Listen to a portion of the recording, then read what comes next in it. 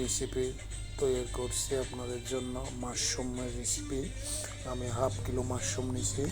মাশরুমগুলো ভালো করে ধুয়ে নিতে হবে। ধুয়ে পানি ঝরানো, মাশরুমে অনেক ময়লা থাকে, এই জন্য ভালো করে ওয়াশ করতে হয়। এগুলো ওয়াশ করে পানি ঝরানোর জন্য রাখবো। রাখার পর আমি একটা স্ট্যান্ডে রাখবো এগুলা পানি ঝরানোর জন্য। ভালো করে কিন্তু ওয়াশ করতে হবে, নয়তো এগুলো ময়লা থেকে যায়। দেখছেন পানিগুলো অনেক ময়লা হয়ে গেছে। আমি ভালো করে উপর থেকে ময়লাগুলো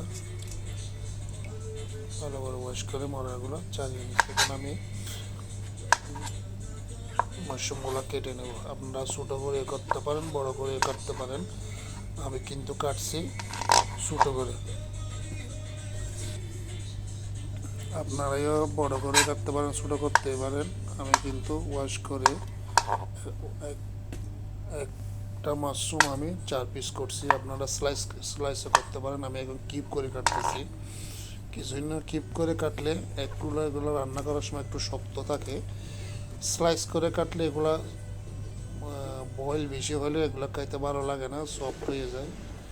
এই জন্য আমি এখানে হাফ কাপের মতো কুকিং অয়েল দিছি। কুকিং অয়েলের সাথে 2 পিস সিনেমন স্টিক স্মল 2 টুকরা, এলাচি দিছি 5টার মতো, তেজপাতা দিছি 1টার 2 ভাগ করে দিছি, রং দিছি 4 পিস। এখন আমি দেব পাঁচফোড়ন, ধনিয়া, জিরা সবগুলো আছে। পাঁচফোড়ন 5 রকমের। এখন দেবো আমি অনিয়ন, 200 গ্রামের মতো অনিয়ন নিচ্ছি। ভালো করে এগুলো কষাতে হবে, যেমন কি একটু মশলা গন্ধটা ড্রাই ভাব হয়ে গেলে এখন আমি অন্য মশলাগুলো দিব। Garlic paste half spoon, ginger paste half spoon. এগুলো ভালো করে কষাতে হবে, যেমন কি আদা রসুনের গন্ধটা চলে যায়।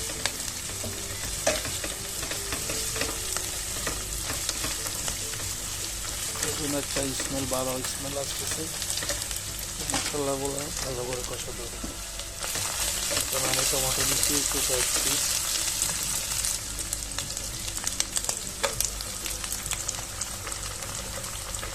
টমেটো পেস্ট দিচ্ছি 3 স্পুনের মতো।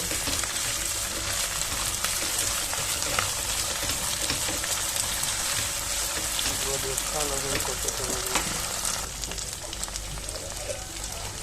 আমি একটু পানি দিচ্ছি, ব্ল্যাক পেপার দিচ্ছি হাফ স্পুন, গরম মশলার গুঁড়া দিচ্ছি 1 স্পুন,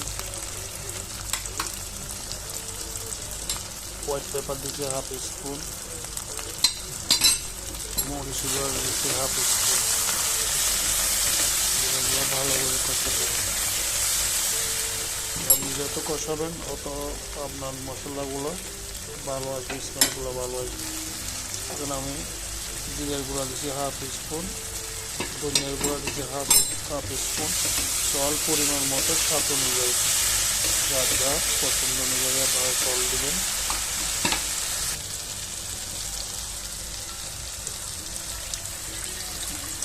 তেলগুলো বেশি আছে, এখন আমি একটু পানি দিই।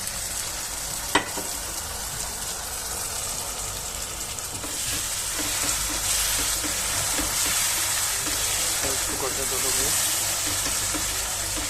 এখনো ভালো স্মেল আসছে। যেমন কি আমি মশলাগুলো কষেছি, তেলগুলো বেশি আছে। এখন আমি মাশরুমগুলো দিয়ে দিই। এখন আমি এখানে এগুলো কোকোনাট ইউজ করছি, কুচি করা কোকোনাট, নারকেলের গুঁড়া। এগুলো একটু টেস্ট ভালো আসে, জন্য আমি ডিফারেন্ট আইটেম করতেছি। এগুলো দিয়ে আমি খাওয়ার ইচ্ছে করছে, এই জন্য আমি ডিফারেন্ট প্রোডাক্ট দিচ্ছি।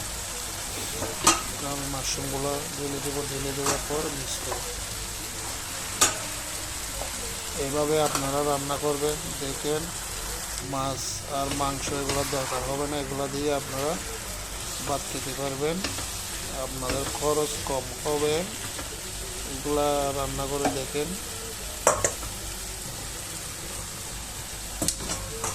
পুষ্টিকর, স্বাস্থ্যের জন্য অনেক ভালো, উপকার। দেখেন আমার মাশরুমগুলো কীরকম।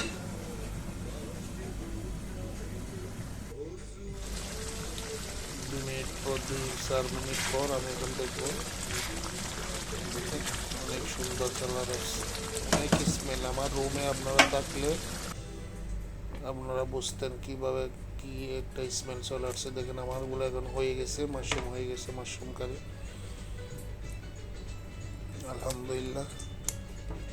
এখন আমি এগুলা গরম ভাত দিয়ে খাবো। আপনারা পরোটা দিয়ে, ফ্রাইড রাইস দিয়ে, যেটা